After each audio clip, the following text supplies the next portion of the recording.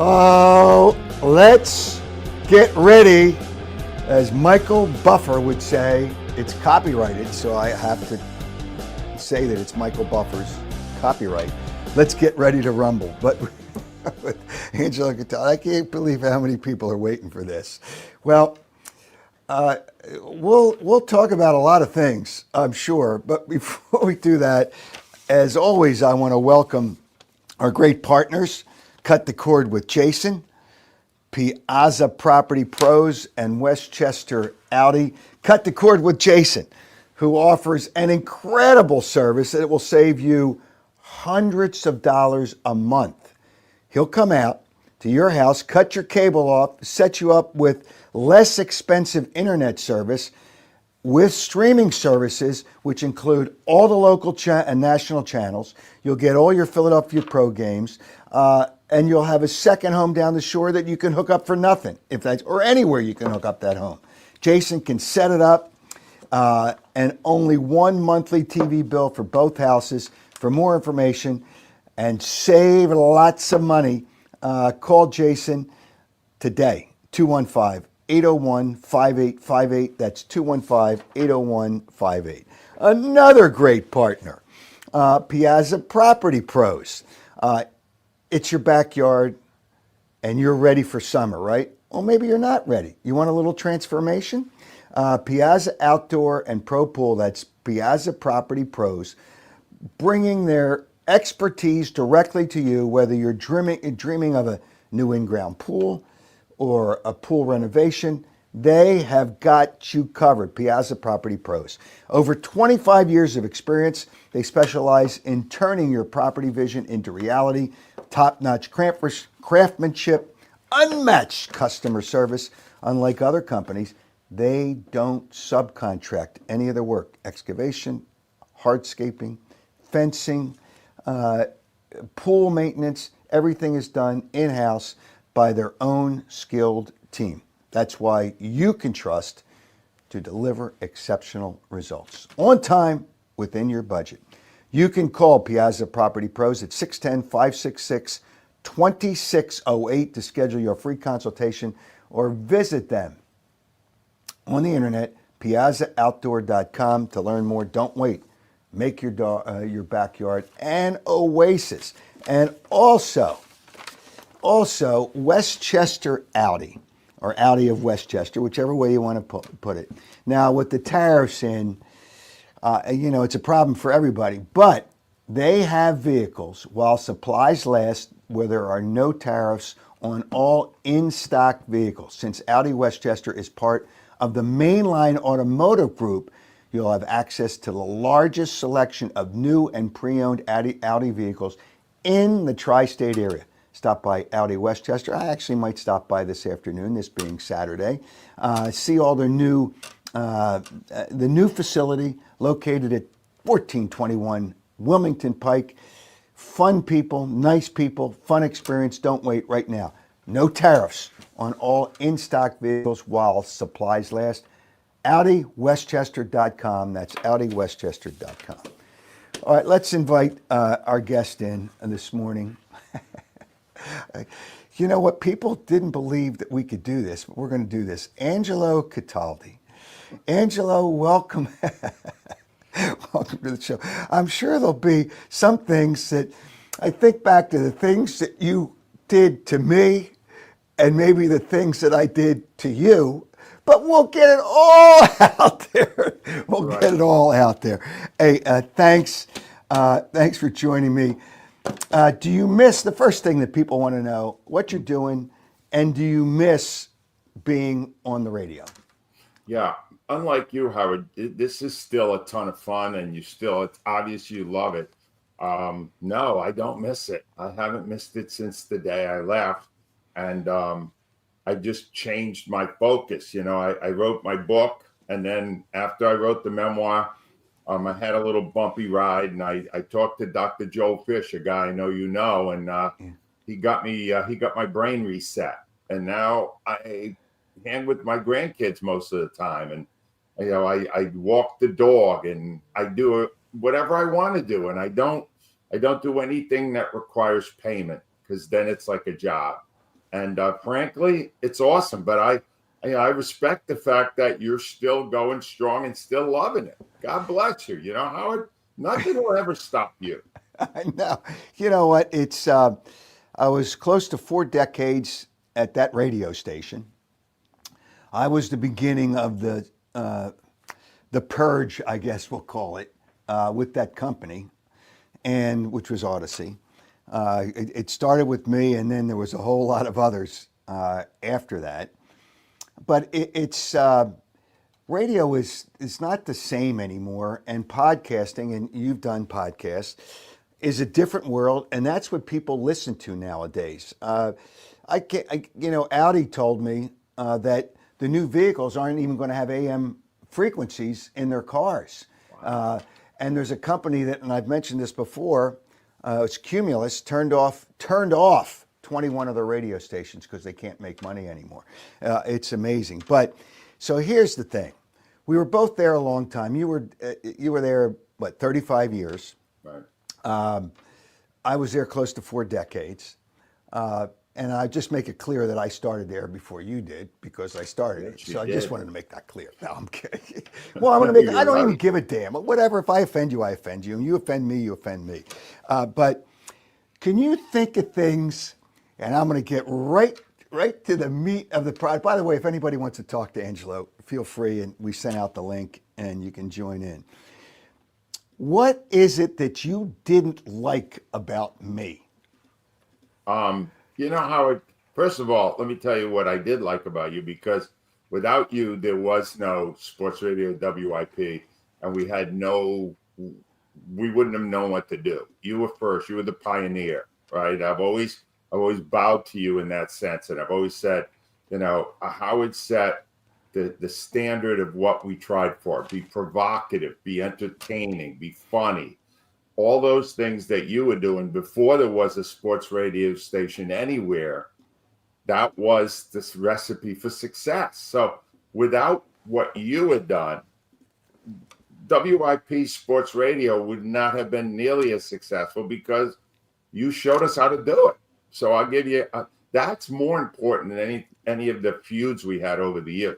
The thing that bothered me the most, and will always bother me, was the last 10 years or so. I don't know. While you were doing excellent work, as I said all the time, on the sideline. I thought you were the best sideline reporter I ever heard. You just became you came too pro Eagle for my taste. You really, you know, I felt you felt a real bond with them, or the people you knew. You knew them very personally. I did not. And I felt I wanted to hear more of your bombast directed at the Eagles. And that's my biggest hang up, that when a thing would erupt, Howard would be there to defend the Eagles. And it was like, oh, well, yeah, there's times when you should, but let them have it, Howard. You are killing the Phillies, and you are killing the Sixers, as they deserved. And you kind of, with the Eagles, you pulled a few punches. All right. Well, the Phillies, it was easy because Charlie Manuel was there, and I don't think either one of us. Now I get along great with Charlie, but neither one of us liked him. But let me get to the Eagles. You have no idea how much heat I took from the Eagles. And one person, I shouldn't even, I should identify the person so it's made clear, actually threatened me with something because of something I said. But that was more recent. But the reality, back in the day, I tried to be fair. I did try to be fair. Whatever the case, see, here's where we differed. Andy Reid was and is a great coach. And you didn't like the guy. I You don't. didn't like, and he's the best coach in the NFL. And, you know, I don't know that you can compare him to Bill Walsh and the guys that won all those 49ers championships. He's certainly better than Bill Belichick because because you never know how long he was cheating. It's when they finally caught him. Angelo, I don't know if you ever heard this story, and I'm going to tell it again. I'm at a game in New England, and you may remember it. Malcolm Jenkins was a pick six. I think it was like 99 yards. So their equipment guy, this is before all they penalized him for cheating. And one of the things was deflating the footballs by Tom Brady, who also cheated. So he's better than Bill Belichick. Let's make that clear. But he intercepted it. Usually the player keeps the football. Well, I'm standing on the sidelines, and the equipment guy comes over and says, hey, can we have that football back? We'll give it back to you at the end of the game. I didn't think anything of it at the time, and then all this cheating came out, and I said, you know what? Now I know why they wanted the football back. They wanted to inflate it to make sure it was okay. They are the biggest cheaters. So, great. Andy Reid, let's get back to Andy Reid. Yeah. What is it that you didn't like about Andy Reid? Okay, there's a lot, and let me just say I still hate him. And my favorite win in the history of Philadelphia sports just happened when the Eagles destroyed Reid 34-0 at one point. It was euphoria. All right. But the reason I hated Reid, and it's something that it amazed me that so many media people, including you, loved him, was the fact that he was not open or honest in the way he spoke to the fans. And look, a lot of those good questions, Howard, were yours. He wouldn't give you a straight answer on anything.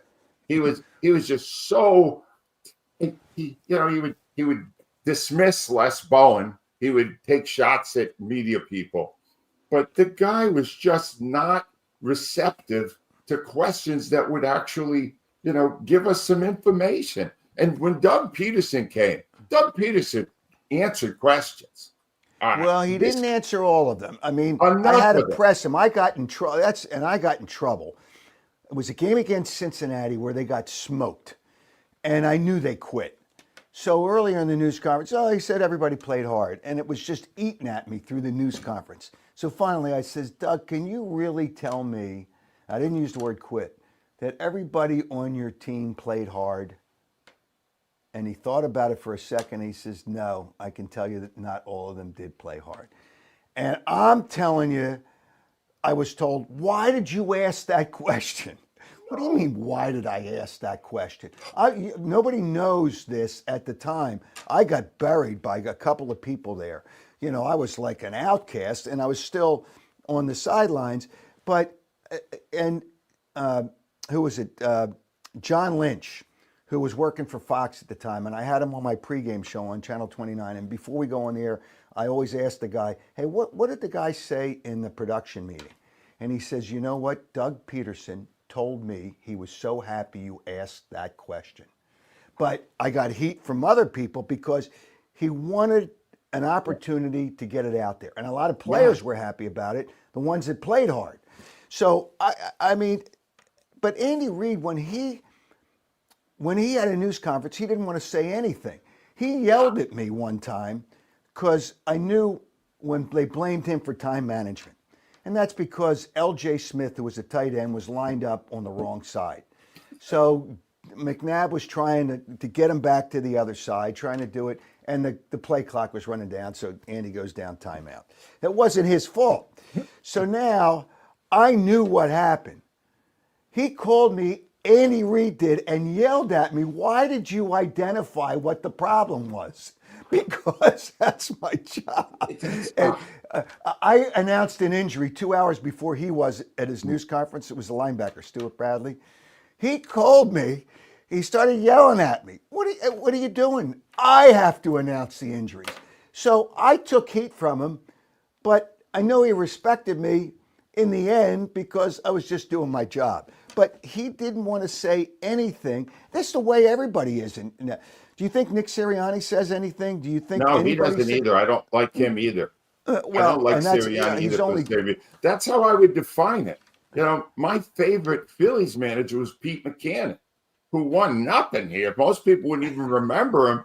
He was honest.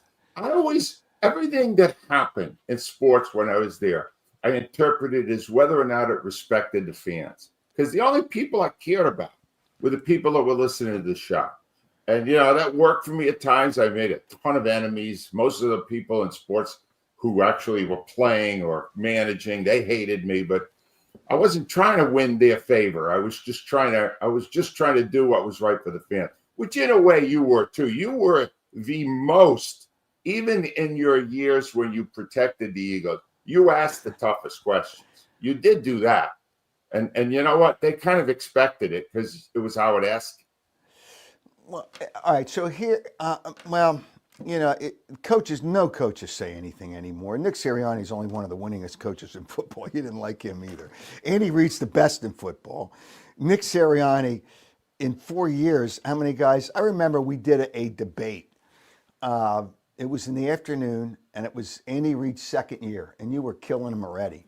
And I said, it might have been his first year. I said, he's going to make the playoffs in his second year, which he did. And you still didn't give in. All right. So No. I'm going to give you another thing. The Sirianni thing, just so you know, I agree with you that his record is amazing. However, you must acknowledge, having talked to him many times, that he does not present himself as the brightest bulb in any circuit, right? He's not this. I mean, I talked to a guy, at WIP, we got to talk to him after every game. And I said, I don't think there's much going on there. Then 3 games into his first season, he gives away the play calling duties. Last year, when they finally won a Super Bowl, he wasn't really running anything. He was the CEO, they called him, right? I think the less they give him to do, the better his teams do, because he's great with the players. They obviously love playing for him. But to me, I use different ways to define greatness. Okay, so those guys fit it. All right, here's what the issue is, because I can see it's a fire drill. It's a Chinese fire drill. Maybe I'm trying not to be politically incorrect these days, but it's a fire drill on the sideline. And it's unbelievable how many things you have to worry about. And actually, I shouldn't have to worry about them because it's a phrase that people have used for years. But whatever. All right, it's a fire drill down there. And the head coach needs to worry about the offense, the defense. And I can see, and Andy Reid gave up the play calling for a while too, when it's too much. So that's not really a big issue. On that one of the plays last year, and NFL Films got it on tape, they were discussing when it's a really important play, all right, this is what we want to do. And he thinks about, yeah, let's do it. So he makes the decision. All right, but here's the reality of these things, and this is where I'm going to come after you. I've talked to Nick Sirianni after news conferences, and he knows if he shares things, I'm just trying to get clarification. If he shares things, I'm not going to specifically dime him out, but I'm just going to get background and understand what's going on. But I talked to him, and I don't know that anybody at WIP really, the people that are the hosts, really talk to anybody to understand and know. Nick Sirianni is smart. He's very creative. The players respect him. I mean, the flowers. He was buried for the flower line. But he talked about growing, so he got their attention. He used a Peyton Manning skit on Saturday Night Live in one of the meetings. I still look at it today, and I want to play it on one of these shows. And I still laugh. And it was 18 years ago when he was throwing footballs and knocking down kids, and he did it during a meeting. You got to get to know him. I invited you one time to have lunch with Andy Reid. It would have been just you and him to talk it out in their private dining room. And you didn't show up. No. I did have lunch with him once, the year he came here, with Sal Palantonio at Dante and Luigi's. Mm-hmm. And before they served the main course, I realized I wasn't going to get anything out of him even then. And he was just taking over. And he was just not a guy that served the media, which is a conduit to the fan. So it wasn't going to work. All right. And I wasn't going to apologize to him or anyone for anything I said, because that was my job. I didn't care if Andy Reid liked me. I didn't care if any of those guys. You just wanted to bury people. That's all you wanted to do, is just bury people. Yes, because I represented in my mind, the voice of the fan. And I reacted to everything I watched the way a fan did. Now, I had the opportunity to talk to some of the players when they came on the show, but I didn't seek them out, because the more I did that for 20 years when I was a newspaper guy. and they try to work you. They try to politic you. I didn't want to hear that. I didn't want, I made one mistake in all those years. I did befriend Pat Croce, right? Who? I pulled every punch with Pat when he was the president of the Sixers. Oh. Every punch I pulled because I liked him. He was and I went, I don't want to do that. I want to come on the air all guns are blazing. I want to do what Eskin did when I was still in newspapers, listen to you trash people. That to me was Philadelphia sports radio. Well, you know what? Rich Kotite, who was a stone cold idiot. And I trashed him, but then I needed his help because he had cancer at one time with somebody that had cancer. The guy that owned bookbinders, Albert Taxon. Yeah. And I needed him to talk to Albert to try to get him through some certain things. And he understood. So, but I go up to him when I criticize people, trash them, call it whatever you want. I make sure I go down there. The guy that had no guts to say anything to me was Alshon Jeffrey. And on the show with you, I dimed him out as the source. And I got heat for that. I got heat for that. Everybody knew it, but I was the only one that had the balls to say something. Yes. So, and I made sure I was there the next day. Mitch Williams wanted to kick my ass when I said they shouldn't give him a contract, which I was right. In the second year of that contract, he lost his fastball. I can go down the line. Jim Fregosi, who was a bad guy anyway. So, so I can go down the list of people. John Kruk wanted to kick my ass one time too, but with Mitch, he said, I want to kick your ass. I said, let's step outside. And I told him, I knew I was going to get my ass kicked, but let's step outside. Oh no, you're just going to make a lot of money. I says, then shut, the bleep up. And then 2 days later, he blew a lead in the ninth inning. And he said to Dave Hollins came up, he says, boy, Mitch knows you're going to kill him now. But I wasn't afraid. Tug McGraw. And then he did something. I criticized him the year after the World Series because there was too much. He was worried too much about the outside stuff. And then he brought in the Singing Banana Telegram Company to the locker room. They knew when I came in. And they sang to me, Howard, we really love you. And then I got a banana cream pie in the face from Doug McGraw. So, and then we sorted it out and we became good friends. And now Tim McGraw knows me because his father, he said, always used to say nice things about me, which I can't believe that. But you got to face them. You got to, you can't be a hit and run driver. Chip Carey on one of the shows, I think the last show said, they're bomb throwers. These guys on the air are bomb throwers. I call them hit and run drivers. You got to face the music, and that's what I did. But here's another thing, and I'll never forget this. I'm doing a show one night. Kevin Turner, who was a running back for the Eagles, doing a show at a remote. And back then, I guess I never turned my phone off. I know I didn't turn it, and it rang during the show. So during the break, I checked it out. I came back. I said, it was a guy from the Secret Service who were coming in to, kind of scope things for Bill Clinton, who I've met 3 times. I've had dinner with him twice. And he always remembered, he signed a saxophone for me because he played the saxophone. But whatever. So, these are the kind of, but anyway. I said that you went on the air because you wanted Bill Clinton on the show with you, and Ed Rendell promised you he was going to get him, and he never did. But whatever the case, you gave my phone number, my cell number out on the air. Yeah, that was bad. What? That was bad. It was awful. What the hell? What were you thinking about? The hell. Yeah, you were so pissed. Howard. That must have been my Howard Stern phase, where I was doing stuff because he was dominating the rating. That was bad. No, I apologize for that. That was. Oh, you waited all this time to apologize?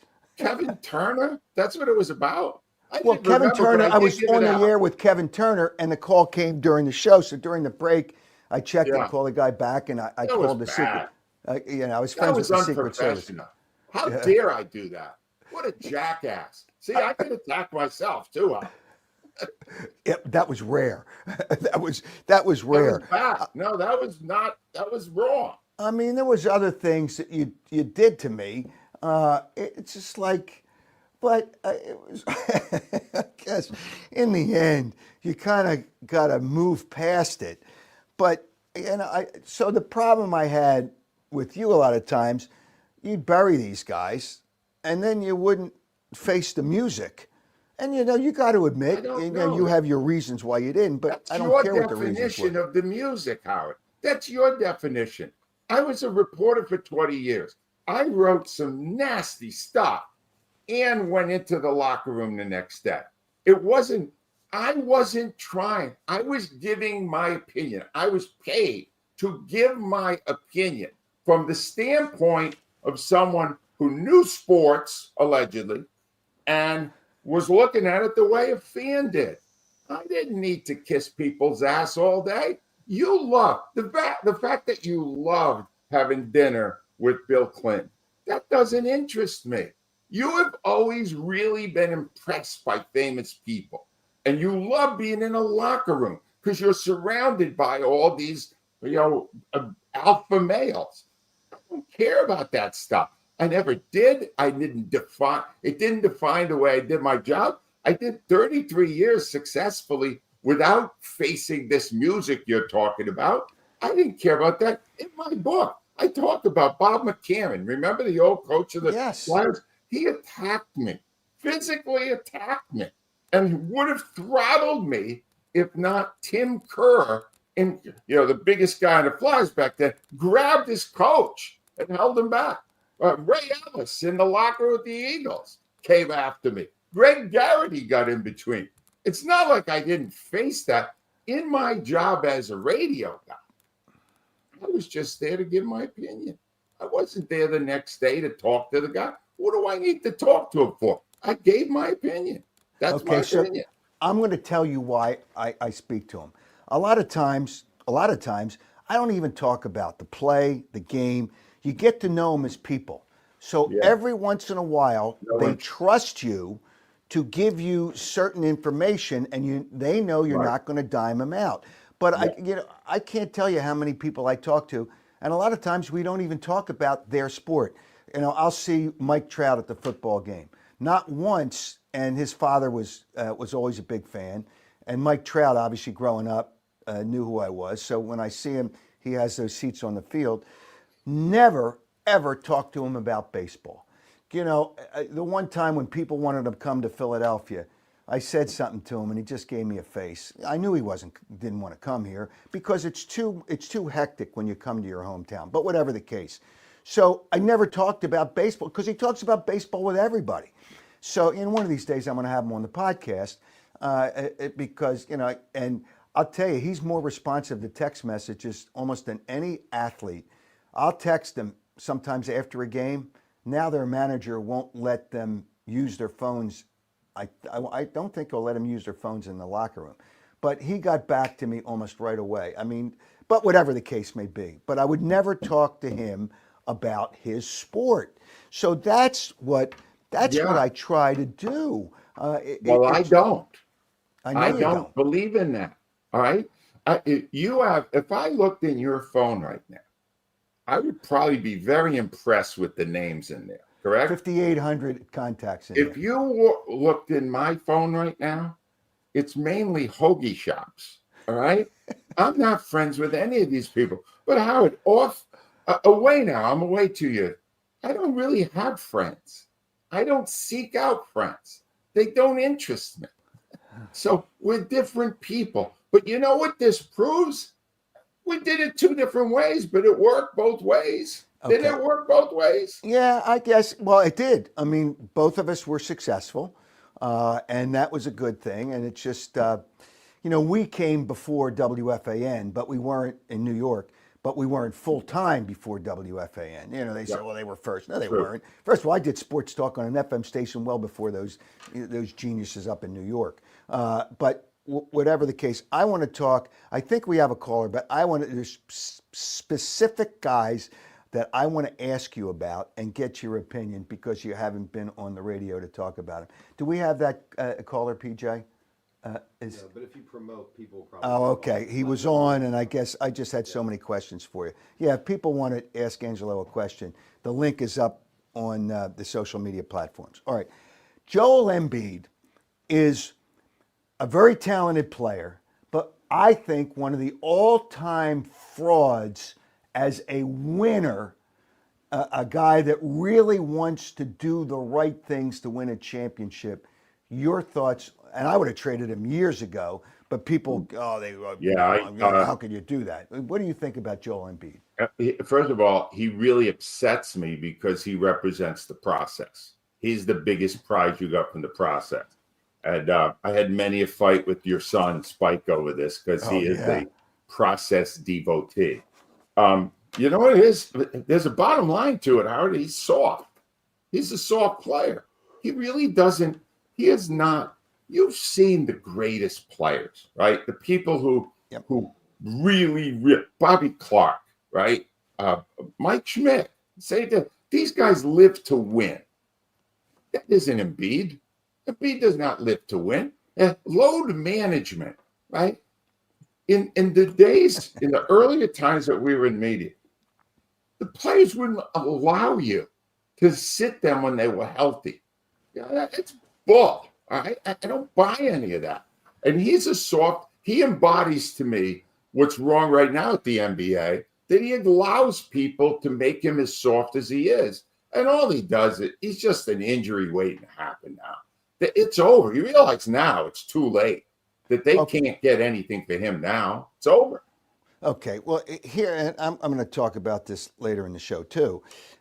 Here's a guy that, first of all, he waits to have the surgery. And I don't think it's arthroscopic surgery, but I think it's worse than that, but they want the season ticket holders to buy their tickets. But I was told, because I got to know people, by a couple of the coaches, he plays for himself. He doesn't play hard, doesn't listen to the coach, and doesn't play for his teammates. And that's not a good thing. No. None of that works to win it. He won his MVP, which he was. Jokic was the MVP, let's be honest about it.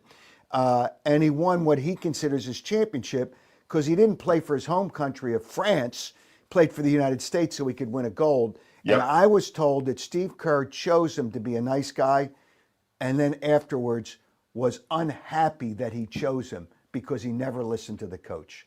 Right. But he got his gold medal. So he doesn't care anymore. He got his 4 more years at $62.5 million because that moron, Daryl Morey, signs him. What a fraud and a con man he is. Your thoughts on Daryl Morey? Well, here's the thing about Daryl Morey, and we got to see an incredible comparison. Daryl Morey blew $400 million last offseason on Paul George and an extension for Embiid. $400 million.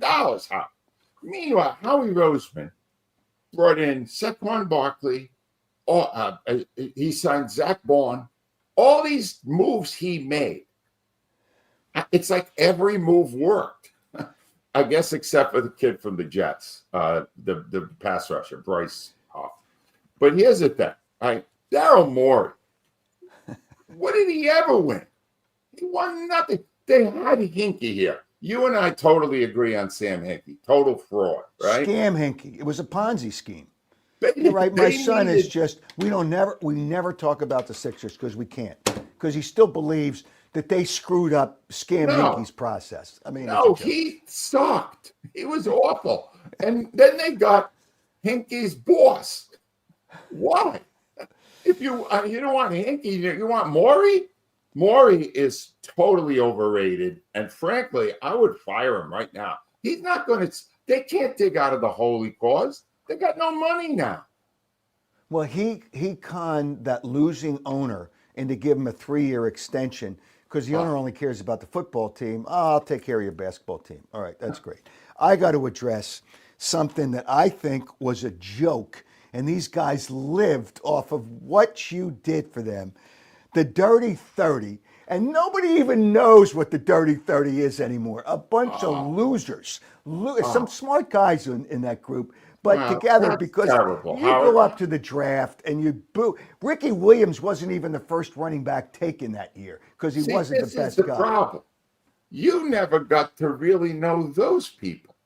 You were busy kissing ass with all the players and those people. Do you know the first Sunday after I was retired, I had over my house Arson Arnie, Kenny from the 30-30, Eagles Shirley, right? I brought all the people in because those people I actually did get to know.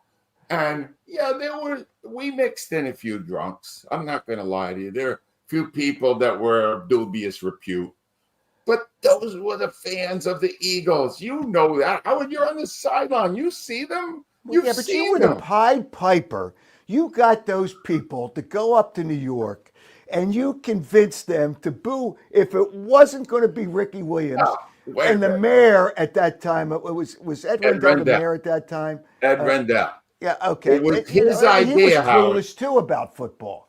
But understand something. And Ed Rendell, who, by the way, I still see from time to time. Here's the thing. Ed Rendell calls the shot and goes, "We got to get Ricky Williams." So I was pretty much doing whatever the mayor wanted. I wanted to, ingratiate myself to him. So I said, "Ed, what do we need to do?" He said, "I'll get you 30 tickets to the draft. We could rent the bus and bring these guys in." Well, when I opened it up on a show. I said, "Who wants to come with us to the draft? We're going to cheer when Ricky Williams gets." Well, some of the people that got onto the bus maybe hadn't had a full meal in a while, or maybe had whiskey for breakfast, whatever it was. But Howard, it was fun. Do you know how much fun that was? Yeah. Somebody has a comment here. Did you ever call out Tyrese Maxey? Call him out? Yeah, or he No. called you out. Did Maxey called you out? No, I know Sirianni So that did. guy doesn't know what he's talking about. Okay. Most of the cuts. I don't think Maxey called me out, but he might have. He might have mind. You know what, Howard? You taught me this. If they're talking about you, that's good for ratings. That's good for business, right? Well, yeah, but I think you can inform and entertain. I think you can do both. Nowadays, sports talk people, and I think my son's pretty sharp, but it's the reality of the reason they put two people in for shows is so it's good cop, bad cop. It's always the other side. And after a while, you got caught in things where you didn't believe what you said. No, I did. Oh, The stop. thing is, Al was my other cop, right? Al and I agreed on nothing. You've met Al. You could not figure out what Al thought ahead of time if you wanted to. You mean when he wasn't on the computer during the show? Well, that happened from time to time also. But it was, Howard, the whole thing was, let's be honest, this is the way I look at my 33 years at WIP full time. I got paid a lot of money to have fun. Wow, that's winning the lottery. Well, yeah, and we had fun. All right, so now, so the Dirty 30, would you admit there's a bunch of losers in the Dirty 30? No, that is the fan base of the Philadelphia Eagles, and I love every one of them. Even Okay. Will of God. I'm not going to identify which ones were the losers, but I think they there were some... not losers when the Eagles were winning. Okay. They defined their lives by how good the Eagles were. Okay. So most people now don't even know what the Dirty 30 is, but they call, I always remember the Dirty 30. Who cares? All right. So now let's get to Charlie Manuel. Here's one thing that we both agreed on. Your thoughts on Charlie Manuel as a manager, as a person, he's a good guy, as a manager. Right. Charlie Manuel is a god in that town because he won a championship. He should have won 3. Right? And look, I work with Ruben Amaro Jr., who would probably not publicly admit this now, but Ruben Amaro Jr., who was the GM of those teams after Pat Gillick retired, he thought they should have won. 2011, man, they had the best team in baseball, 2011, right? 2009, when they lost to the Yankees, they should have won that. And Hamill should have pitched game 6, not Pedro Martinez. Charlie Manuel is the same way that Rob Thompson is now. If you had to make a decision in the moment, he'd be afraid to make it. He didn't have the guts to make the tough decision. And the players loved him. He was a lousy manager. I don't care if he won a championship. He had a great team. He was a bad manager. Well, he was bad. That's why Jimmy Williams wanted more money, because Jimmy Williams really managed that team. Yeah. He was his bench coach. Yes. But Charlie, I'll never forget the moment, and now we kid about it. You know, his line to me, I said, "Drop you right now." And I said, "Why don't you grow up?" He says, "I've been growed up." That was after my meeting with him in his office. It was 3 stages. It was the news conference, and I just saw Lou Piniella air out his team with the Cubs. And the Phillies got off to a horrible start. I says, "Don't you think you should be tougher with these guys?" And he says to me, "You don't think I'm tough enough? Why don't you step into my office?" So, and in the office, there was Milt Thompson and Dave Lopes, 2 coaches, the PR guy, myself, and Charlie Manuel. So I'll never forget this. He says, "You've been killing me for 3 years." And that was only the start of the 3rd year. So I had to think really quickly. I said, "You've been here 3 years?" And he went ballistic. He came around the desk and Milt Thompson grabbed him. I says, I've had enough. We were talking for a while and yelling at each other. I says, "You got to yell at those guys in the locker room, not me." So I walked out. So he's walking out of the locker room, and I'm there waiting for Freddie Garcia, another wonderful pitcher the Phillies had, by his locker. And he walks by, and he looks at me. He says, "I should drop you right now." And he said, as I said, "Why don't you grow up?" He said, "I've been growed up." It's just, but now we laugh about it and we kid about it. But Charlie's a legend because he won a World Series, but he wasn't a good manager. The thing you have to do, and you don't like Rob Thompson, I take it then either, right? I don't like Rob Thompson. Howard, I'm watching the first game of the playoffs. I got a guy, Zach Wheeler, throwing the best game of his life. He's got a 1-hitter, 7 innings. It's the playoffs. It's the match. You got to win the game. He pulls him. Why? He's at 110 pitches. Oh my God. What are we saving him for? It's the freaking playoffs. These guys are robots now. Rob Thompson's the same way. Likeable guy. Oh my God, he's such a nice man. What is that getting me as a Phillies fan? Losses in the biggest games. Don't like them. The guys I tend to like are the guys that are honest and do things that they believe in, even if it's not what everybody else thinks they should do. And is there a guy like that? Is there a guy like that now in Philadelphia, in your opinion? In Philadelphia right now, there was until about a week ago, John Tortorella. But he had an awful team. John Tortorella would do what he wanted and would tell the truth in his news conferences. And that's the closest thing to the guy that I would go with. I don't mind Nick Nurse. I don't have anything really bad to say about Nick Nurse. But Thompson and Sirianni, not for me. Okay. Gabe Kapler. Ah, what a horse's ass. Oh, my God. He's at the top of the list, Howard. That guy was the word. And I know you said some stuff about it, too. In fact, you said stuff about it with the coconut oil right away. Right? Didn't you ask him at one of the very first news conferences about how he used coconut oil? Yeah, I think that is on YouTube somewhere. That in first news conference, and John Middleton, after the news conference, really came after me. And he says, "Why did you have to ask that question?" Well, I waded deep into the news conference. He wrote a blog, and he talked about, well, I'll say it. He talked about using coconut oil for men to masturbate, and how you should sun your testicles because that's where you get the vitamin D better. So my question was, there's an elephant in the room, and I got to ask you, can you explain the coconut oil blog to me? And he passed. And everybody knew it. Everybody wanted to ask it, but nobody had the balls to ask it. No, that was great. Oh, I used that cut. I used that cut for weeks. But how it is the thing, right, with him. I had my own major altercation with him when he came on the air and just flat out lied. You know, Gene Segura didn't run hard down to first. It trapped Andrew McCutcheon, and he ended up blowing out his knee.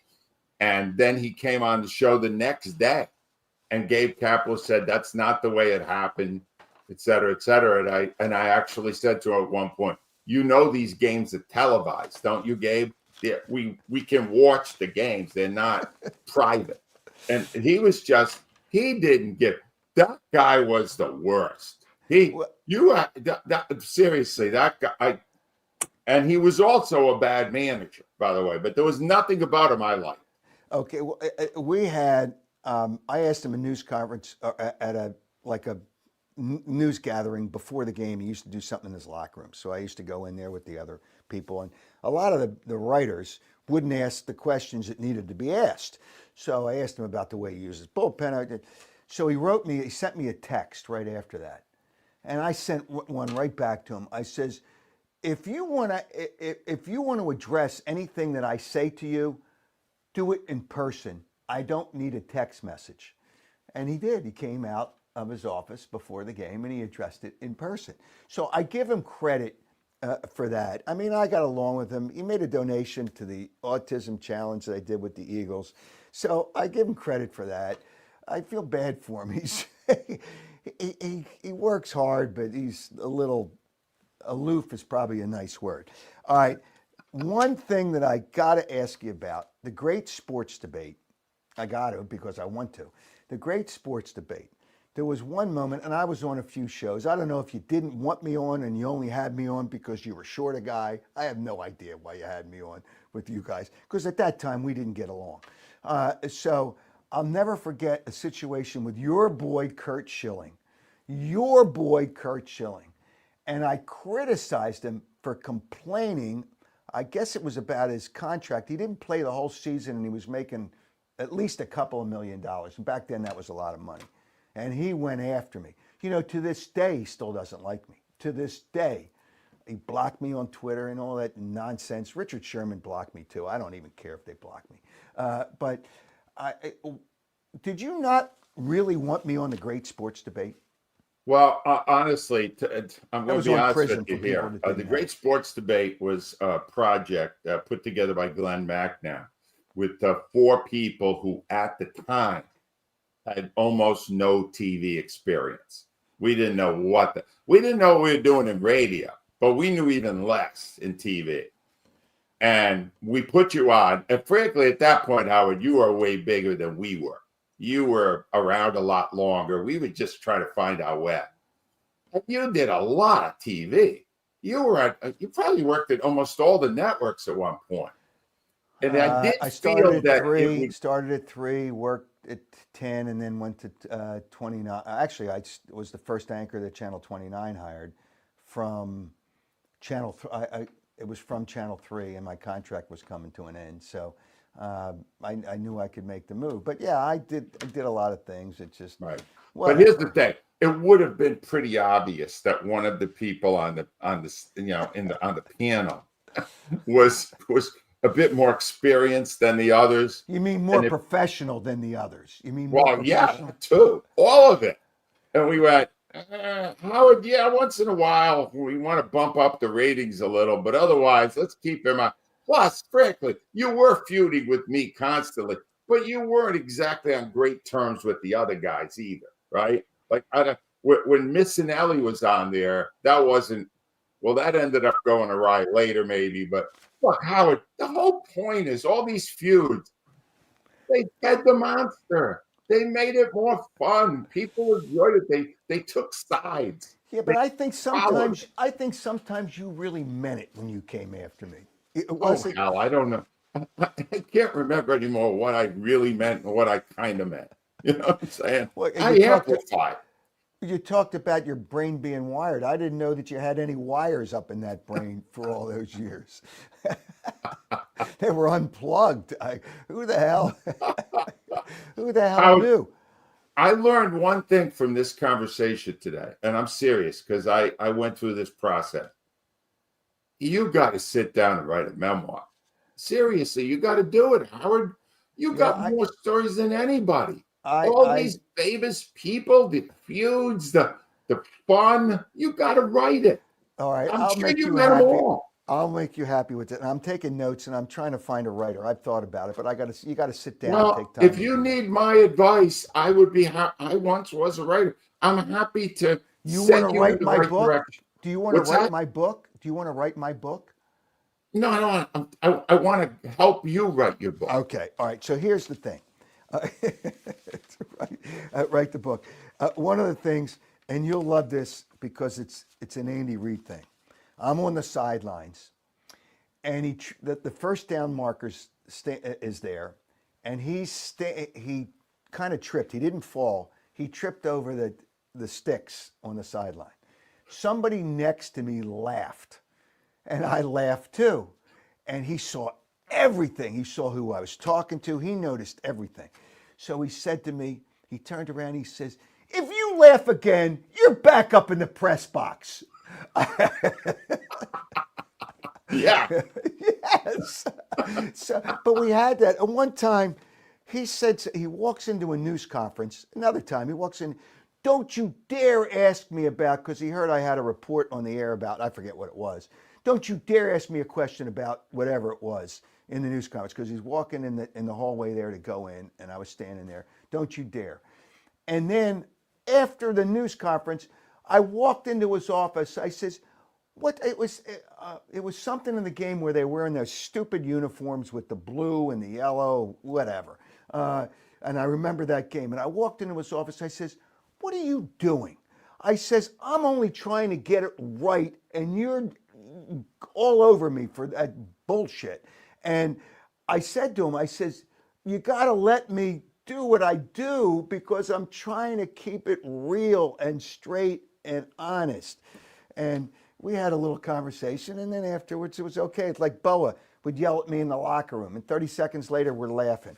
I mean, that's just the way it is because I would address the I would address the people. Well, I'm that's a telling you. good book.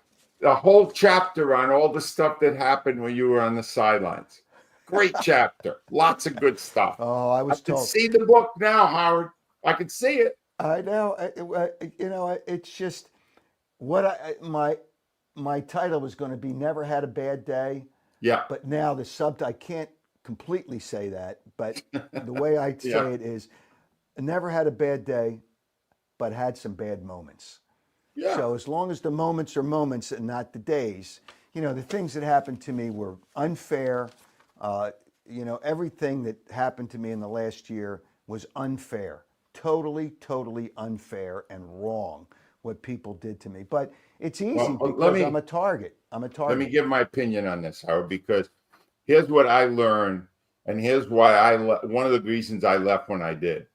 I got to the end of my tenure realizing that things I had said and done in the first 10 years would have gotten me fired immediately when in the last 5 years.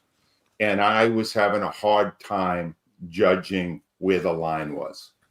And when you reach that point and you've been so many years in it, and there's a cancel culture like there is today, you're better off sitting it out or doing what you're doing now on a podcast where you have more control and you could do it that way. To me, when you reach our age, you said earlier Chinese fire drill, right? And then you caught yourself and you went, "No, and that's not allowed anymore." The line keeps moving. And what was hilarious 10 years ago is inappropriate now. So I just think I'm glad you're still in the game because I know how much you love it. And I know how much people want to hear what you got to say.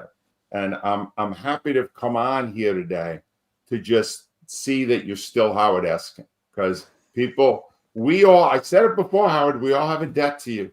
Without all of your bombast over all those years, WIP Sports Radio would not have been nearly the success that it was, and all of us would have had a hell of a lot harder time connecting with the audience. So we all have a debt to you. It's sad that they didn't care at the end, but hey, listen, you Yeah, got to move on. You can't look back. You got to move forward, and that's what I'm trying to do. All right, I went longer with you than I wanted to because there's so many things to talk about. It was a lot of time between your 30 plus years, my close to 40 years. There's so many different things, and I know you didn't like me at the time, but we'll leave it at that. Is there any one final thought that you want to share, whether it's about me or about anything? I didn't want to bring up Joe Wechter, who was your producer for years, and what they did to him was so wrong. 38 years, and another guy named Dave Breitmeyer, 25 years. I mean, it's like, really? Really? Well, yeah, I'm happy to discuss that too. The problem right now, radio, even in the two generations that I was in it, has changed radically. It is not the force it was before. It is harder to get advertising. It is run now by corporations rather than individuals. And what happened to my producer, who was my producer for pretty much the whole time I was there, Joe Wechter, a great producer and a terrific guy, was just wrong. It was awful. It was, in my estimation, age discrimination, because he was let go because he was older and because he, on a ledger sheet, he made a certain amount of money and the corporate people couldn't justify it. It's a different world than it was now, what it was then. And frankly, it's not a world I'm happy about. It's not, I don't think it treats people fairly the way it used to. It doesn't. So many people now get caught because it's better for the company not to have to pay them. It's a money decision. Well, You know? that company was in bankruptcy at one time. Then they had to sell 51%, so they have their issues. But it's just, people are people. You got to have a soul when you're doing Right. that to people that helped through all the years. And it's wrong. I feel bad for that. You and I are pretty much set for life. We're okay. We don't need another job. I do this because I enjoy it, not because I'm making, I'm not killing anybody with making money or making a lot of money. And someday, at some point, I'll turn that corner. But radio is dead. It's not dead yet. It's dying. That's why podcasts like these partners, sponsors that I have on here are getting results, because these sponsorships live forever on the podcast. On a radio station, it's one and done. And when they do the podcast, they put other commercials on the podcast. They take off the commercials that were there during the actual show. It does, and you're right. You made a point that it's too expensive anymore. It's too expensive for what you get anymore on radio. But that doesn't mean, you got to find a way for people that have helped you become the success that you were. And that's my point there. And it's just, I feel bad. I feel bad for those people, and it's too bad. But Angelo, I enjoyed this. You sure you don't want to rip me? Is there one other thing that you want to get on me about? Because I'm Howard.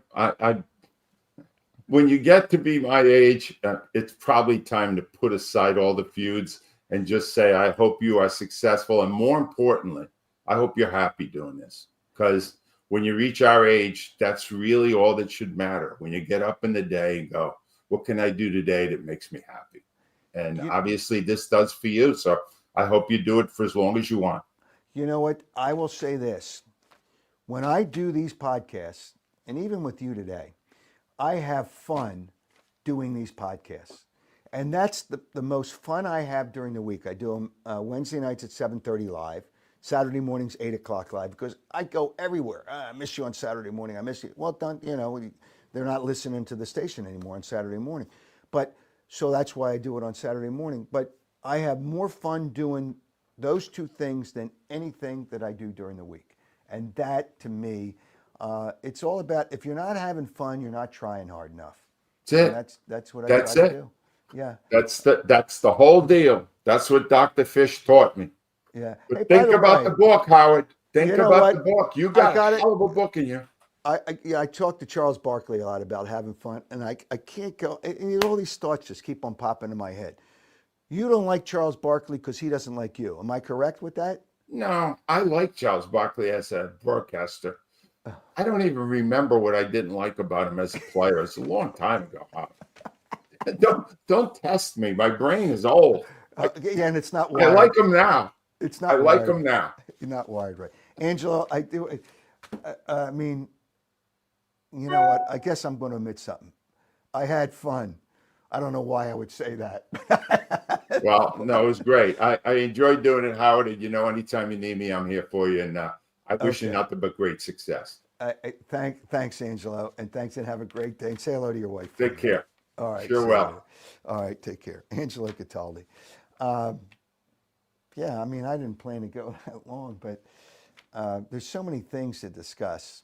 And I have some more things. I'm going to touch on a few things, but before we leave you this morning or whenever you hear this. But I want to talk about our wonderful, sensational, wonderful is not a good word. Great is a good word. Our great sponsors and partners. And one of them is Piazza Property Pros. I'm telling you, they did some work for me on my pool. They're going to do some landscaping work. They do it all. Piazza Property Pros. Their expertise is unmatched. You want a new in-ground pool? They're there for you. You want pool renovation? They're there for you. They've got you covered. And the reason they are successful is because they have 25 years of experience and they have really good people. They specialize in turning your property vision into reality with top-notch craftsmanship, unmatched customer service. Unlike other companies, they don't subcontract their work, regardless of what it is, whether it's landscaping, whether it's pool renovation, whether it's building a pool, whatever it is, you can trust their skilled team because all their work is done in-house by their people. So you can trust them, all right? And within your budget. Here's a number to call. You see it on the screen there, or you can hear me tell you, 610-566-2608. You can schedule a free consultation or check them out on their website. I urge you to do that, piazzaoutdoor.com. Don't wait. Make your backyard an oasis, the one that you've always wanted. And now I'm going to try to save you more money with Cut the Cord with Jason. He offers an incredible service. Not only is he going to save you money, he's going to save you a lot of money, hundreds of dollars a month.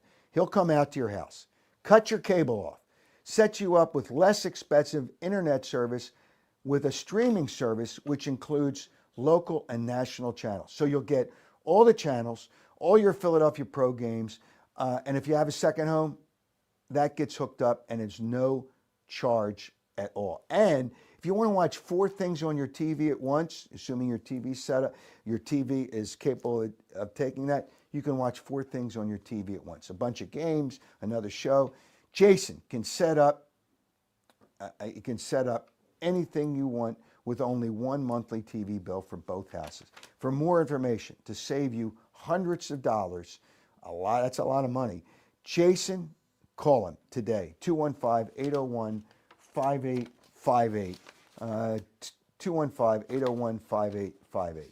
And I want to talk about my vehicle. And again, I think I might stop by there today because it's fun to walk into Audi of Westchester.